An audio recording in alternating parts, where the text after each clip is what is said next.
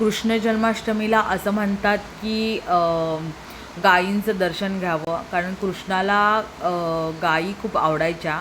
आणि मी हे खूप ठिकाणी बघितलं होतं. आणि गोरेगावला अगदी ओबेरॉय मॉलच्या मालाड साईडला येताना तिथे महादेवांचं मंदिर आहे, छोटंसं मंदिर आहे. तिथे मी आणि माझा अद्वैत दोघेही गेलो होतो आणि खूप छान वाटलं. दोघांनी पण आशीर्वाद घेतला. आणि त्याच बाजूला एक तबेला आहे गायींचा.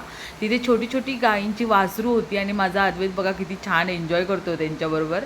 नाही, त्याला इतकं मजा वाटलं की मम्मा बोलतो किती छान वाटतं, एवढे क्यूट क्यूट आहेत ही सगळी वासरं एकदम. तोही खूप छान एन्जॉय करतो, तुम्ही बघू शकता इथे. आणि आम्ही दोघांनी गायींना चारा वगैरे देऊन मस्त असं त्यांना भरवलं. अद्वैतनेही आशीर्वाद घेतला, मीही आशीर्वाद घेतला आणि खूप छान वाटलं. असं आम्ही पहिलं गावामध्ये बघायचो आणि गावामध्ये असं खूप आमची स्वतःचे गायी वगैरे होते.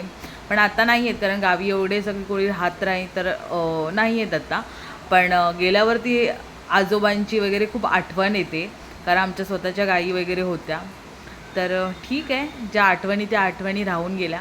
पण आता हे खूप बघितल्यावरती असं वाटलं, अरे वा, गावी जायला पाहिजे. खूपच छान वाटतं असं बघून. आणि चला तर मग गोपाळकाला आणि कृष्ण जन्माष्टमीच्या तुम्हाला सर्वांना खूप खूप शुभेच्छा. तुम्ही बघू शकता इथे